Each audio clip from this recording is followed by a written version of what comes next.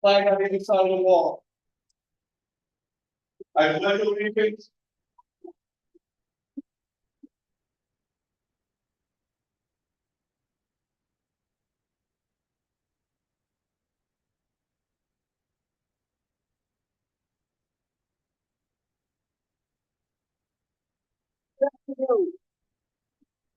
We're here today, and this is incredible.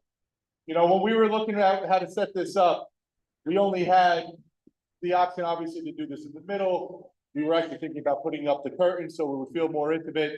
I'm happy at last minute we decided to open up all bleachers, but this is an incredible for people here for 110-year-old time capsule that was found not behind the cornerstone of the building, but inside the cornerstone of the building, which is pretty incredible. And we had heard rumors that it might be in there. We had rumors that it might be somewhere else around the property.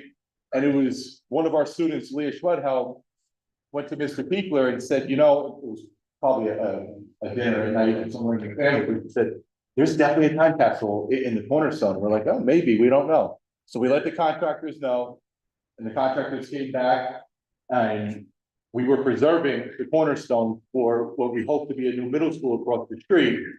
And inside that cornerstone, upon removal, this was discovered. And we were able to not only secure the time capsule, but we were also able to preserve the cornerstone in fully intact, and so we can put it in.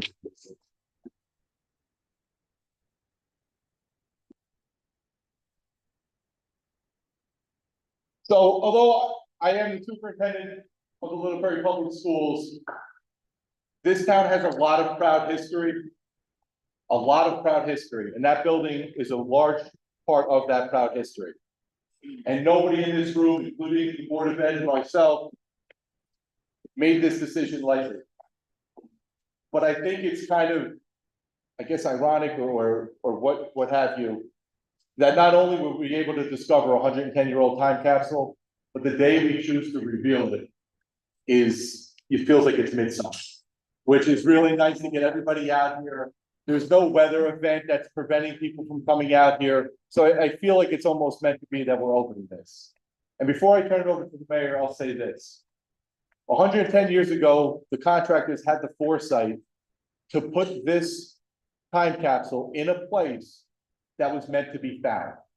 Because if it was anywhere else on that property or buried somewhere else, there was a good chance it would have just gotten kind of taken away with everything else. But it was in a position, it was in a spot that was preserved. So the last thing I will say is that nobody has any idea what's in this box.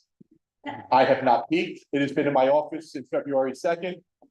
I have not looked. I've had some temptations too, but I don't want to, I want this to be an exciting moment, but I also want everyone to know I myself have no idea what's in this box. So we're all finding out together. So I know that's why everybody came. I'm gonna have the mayor say a few words. I'm gonna call up a few people to stand behind us while we open it, and I'm gonna go through how you can get a closer look at some of the artifacts. Thank you.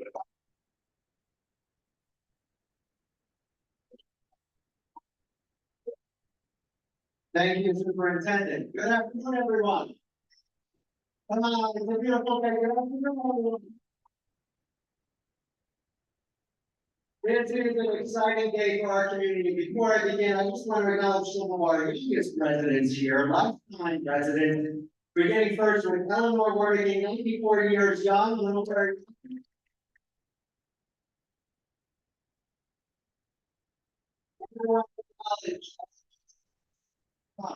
The Victorian Earl of Little Ferry.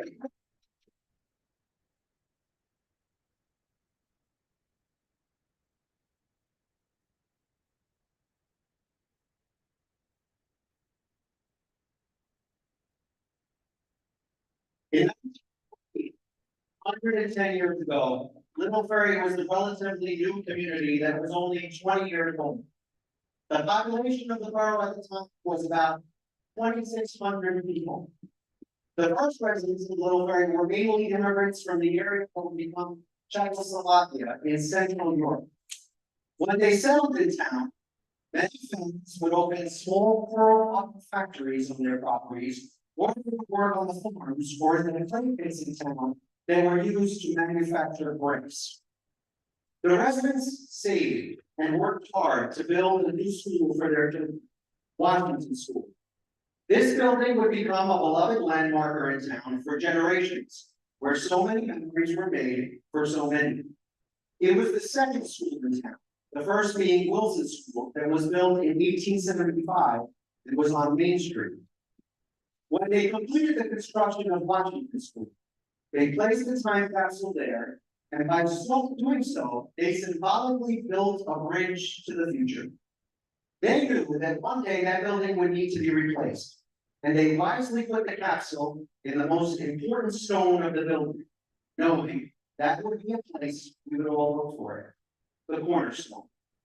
And here we are today, ready to open a piece of our history. Here are some fun facts about 1914. Woodrow Wilson was the President of the United States of America, the 28th President. George V, who was King Charles III great-grandfather, was King of England. Pope Pius X was the leader of the Catholic Church. Babe Ruth was making his debut with the Boston Red Sox. At the time, there were only 48 states in the United States of America. 1914 would also be the start of World War I after Archduke Ferdinand of Austria was assassinated. Television sets in homes were still decades away from becoming a reality. Telephones in homes were not yet a thing, and only about 1% of homes had indoor plumbing and electricity. People went to the theater to see black and white movies without sound, and Charlie Chaplin made his film debut in the movie Making a Living. Speaking of making a living, the annual wage was $700 for state and government workers, $500 a year for teachers, and 52 cents an hour for those working in the building trades. What could you buy in those times for that kind of money? Well, a new car was $500. A new home was $3,500. A gallon of gas was 12 cents, and a stamp was 2 cents. As you just heard, a lot has changed in 110 years. Our town, like so many communities, has evolved and modernized. Our diverse population of nearly 11,000 people has roots in places all over them. We are no longer a borough of farmers, button makers, and brick manufacturers. And while we pride from where we came from, we also look to the future to carry on that legacy of community. Those same values of the people who built Washington School still exist here. While we understandably get attached to our buildings, and what they mean to us, buildings don't make communities. We are people who work hard, have faith, and believe in family, security, volunteerism, and the power and value of a strong education. The people who placed that capsule on the cornerstone built a symbolic bridge to us. And next week, on March the 12th, the voters of our community will have the power to decide what legacy we leave to the children and the future of our community. But I can assure you of this, after all these years, we are still a small town with a big heart, and we always will be. Thank you. Now let's open it up.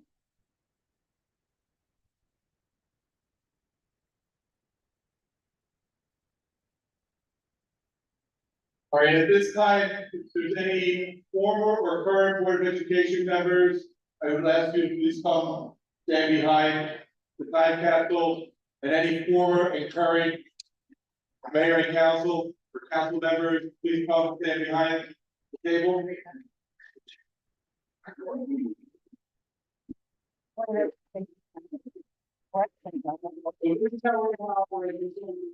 We obviously do not know what's inside. The mayor and I are going to hold the time capsule. Hopefully it opens easier than anticipated. Once it is open, you're going to grab the contents with gloves on. You're going to hand it to the mayor, who will also be wearing gloves. We are going to lay them out across the table. We have hover cams here to help you get a better visual of what's inside. Once all the content is out of the time capsule, we'll ask for a few minutes just to secure the site.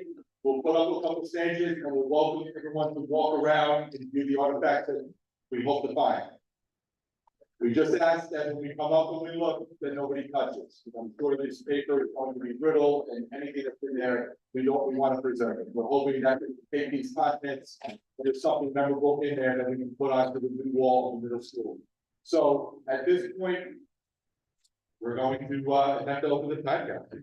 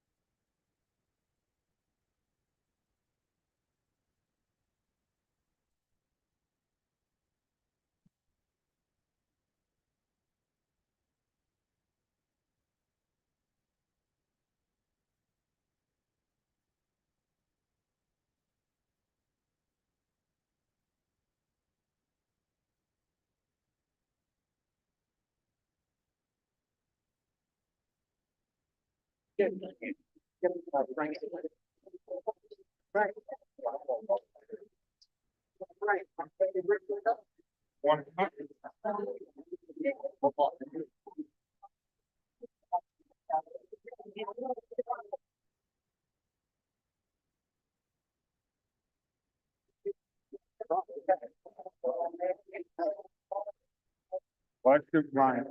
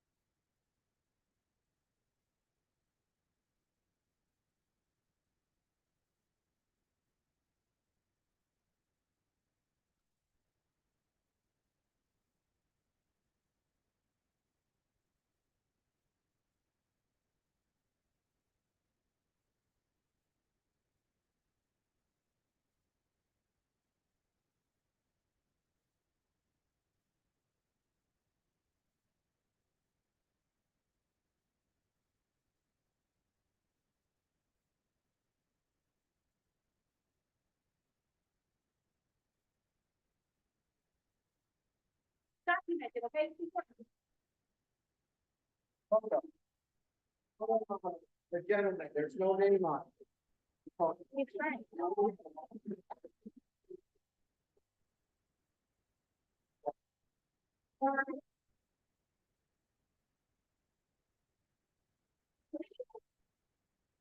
So the first thing is a photo, with no name, so.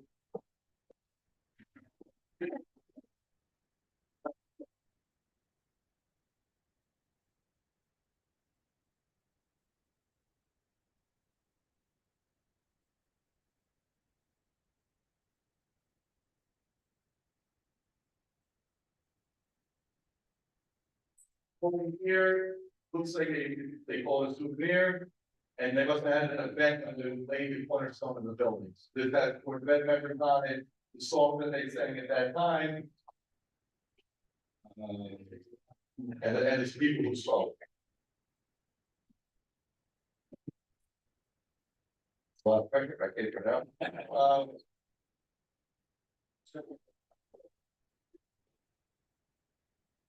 So it's the members of the Board of Education president. Now, you're going to hear some of this. Wow. This is really cool. All right. So a lot of the streets in town are named after these people. So the president of the Board of Education is J. A. Eckel. The vice president was Herman Becker. Then you had Frank Kerma, George Zimmerman, Axel Peters Ferguson, Henry Volkasek, Carl Bernhardt, Robert Fears, Francis Dunn, and the district clerk was Chester Kopp, who I believe was also a mayor. And a true north. Ernest Sibley was the architect, Kelly Construction Co. were the builders. And they had here, they had the program, the prayer was received by Reverend Dr. Kugler. The song was America, the remarks by the president of the board, and the address by the Dr. Kugler. Star Spangled Banner. Little glory, so this is, laying of the cornerstone of public school number 2, that's what it was called. On Sunday, June 21st, 1914, on Liberty Street at 3 p.m.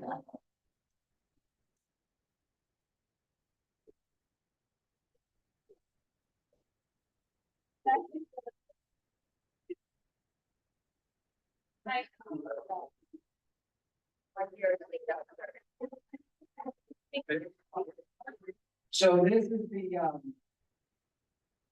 the sheet of paper with the borough officials in 1914, Mayor Frank Herma, Councilman Jacob Early, Henry Decker, John Hickel, Joseph Mott, Emil Dennebacher, Anton Villum. The borough clerk was George Zimmerman. Police chief was John Ager. Frank Trinka and Robert Van Wettering. This is dated June 21st, 1914.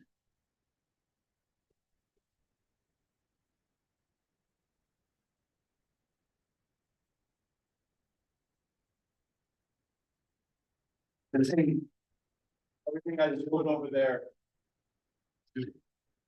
Everything that I just told you to place over there is the same souvenir that we just read out loud. They do believe they did when they were creating it, people at the event made it. And this is here, it says police department on the front, see what.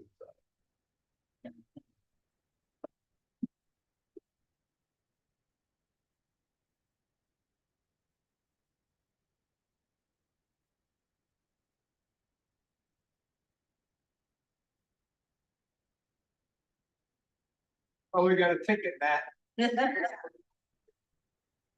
Do something about it. So the police department signed it at the time, Chief John Agar, Frank Trinko, Robert Van Wittering, Leonard Priest. Which are police department members. And the envelope actually says police department.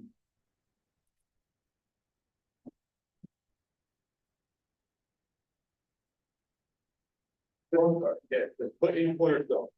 It's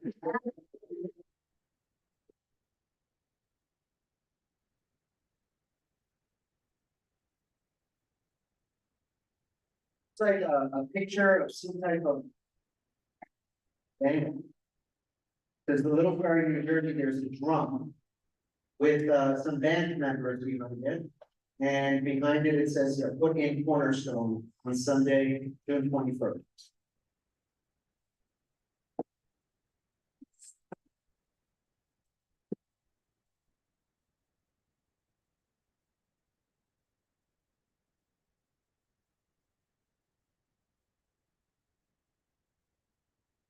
So Frank Herman, who we believe to be was he the mayor?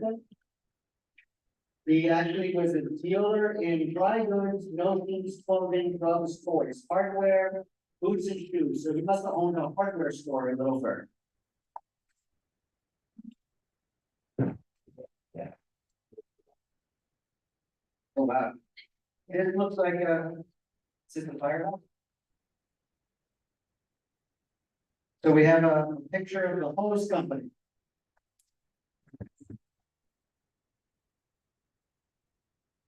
Return after 5 days.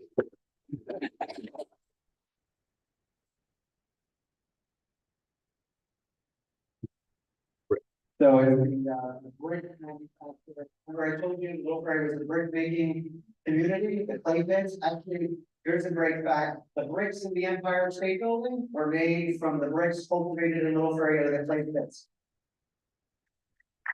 Narrow Hamilton Toll Brick Manufacturing Company in Little Ferry.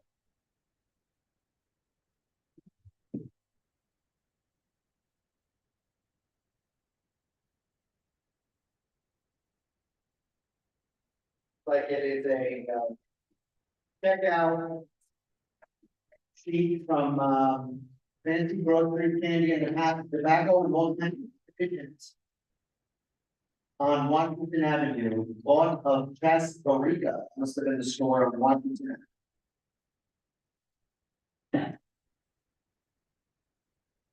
We have a a ticket for the bread and cake sale given by the Boy Scouts of America of Little Ferry on Saturday, June 27, 1914, to be held on Mrs. L. F. Hartwell's lawn on Washington Avenue. Tickets for the refreshments. Why don't we all go to this address and go to the party? See their reaction in Washington. Look at this, and Frank. We have here a sheet of paper from the Williams and Brancy Junior Plumbing, Steam Hot Water and Vacuum Heating. Any relation?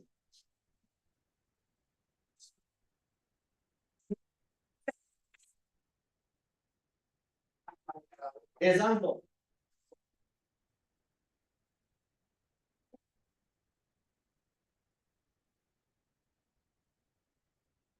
It says it being the cornerstone being sealed by me. This guy was really, he was really good.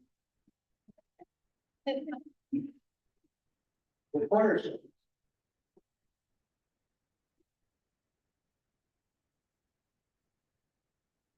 So, what I think was a picture, but it's too damaging. There is nine.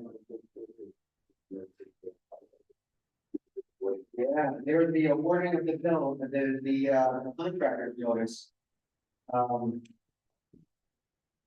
For the school for February 9th, 1914, notice the contractors, newspaper advertising.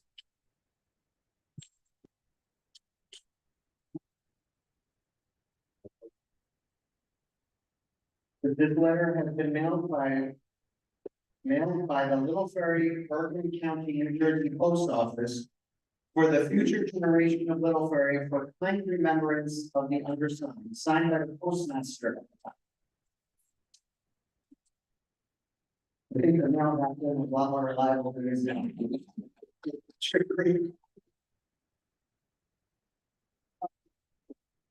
A Sunday school lesson book, 1913. The Pilgrim Press. The lesson book.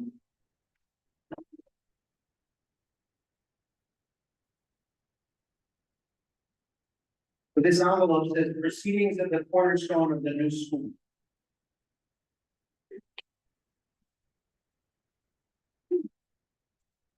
It's on Board of Education letterhead.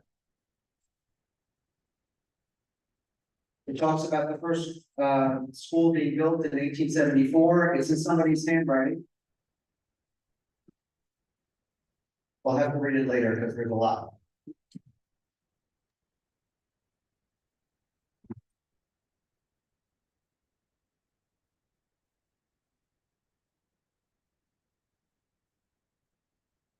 So the photo looks like photos of the troops. And it's a postcard.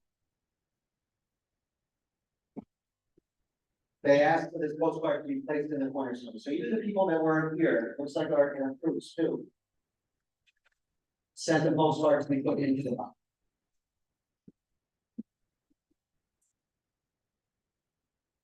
Here, and this is clear. Here's a photo of a couple with their baby.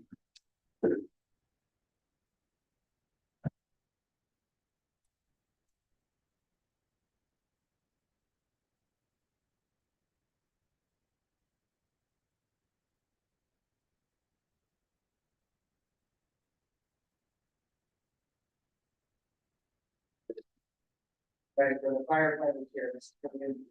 Grand opening of the new firehouse, Little Ferry Homes Company, Thursday evening, May 27th, 1909. Looks like it's the program book, the grand opening. And it has Carl Schultz, who was the foreman, and Frederick Becker, assistant foreman, their photos.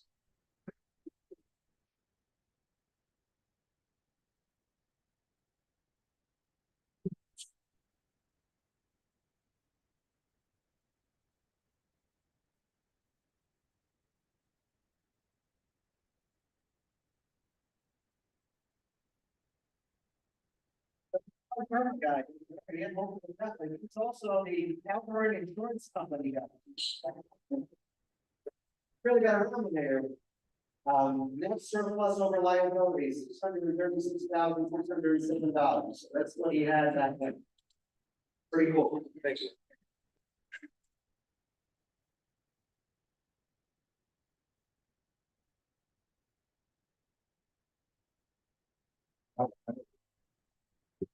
Wow, we have what looks like a Bible wrapped in an American flag.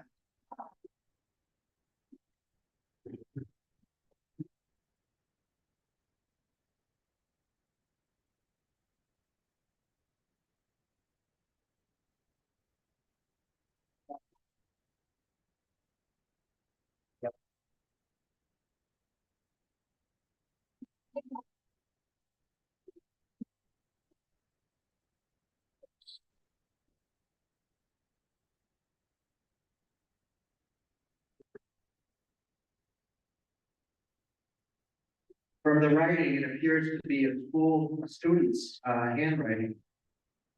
And it's in his writing, it's difficult to see, but it looks like it's the handwriting of a child who wrote on in the Bible, on the first page, and wrapped it in an American flag. And as I said, I believe this flag should probably have 48 stars on it. There's 2 states and another states. 1914.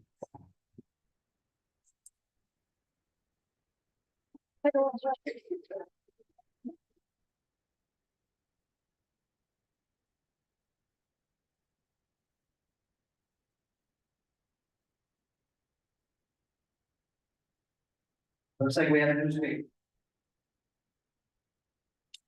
Intact.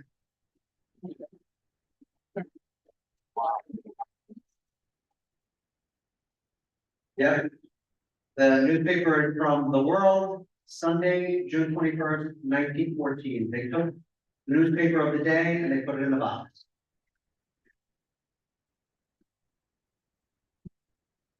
So, the headlines back then weren't so good either.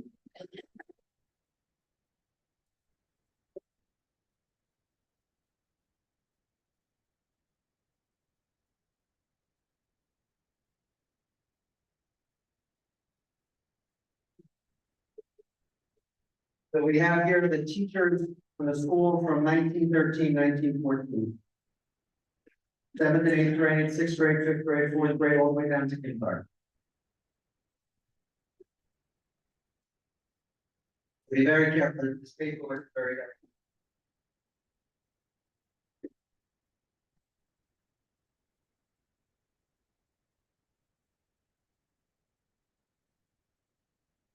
And we have all the students who signed their names by class.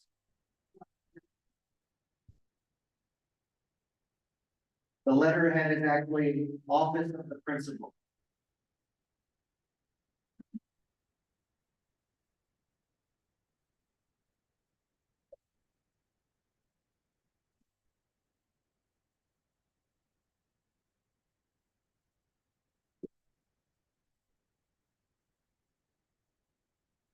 All right, oh, one more thing. Yes, we have $38 million.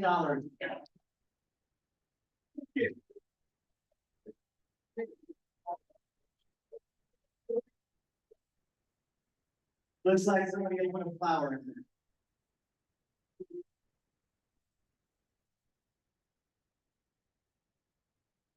There was a paper called The Menace. Saturday, June 20th, 1914. Wow. Amazing. I think that's it. This is a lot more than we thought was gonna be here.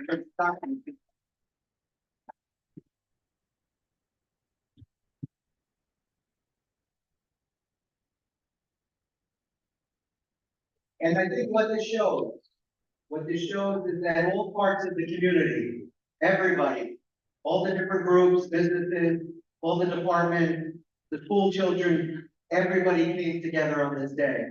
It is my hope that our community will always be united and stay together, take care of one another, volunteer, take care of our town, and be there for one another. That is what makes a community. So thank you all very much. Let's thank the Board of Education.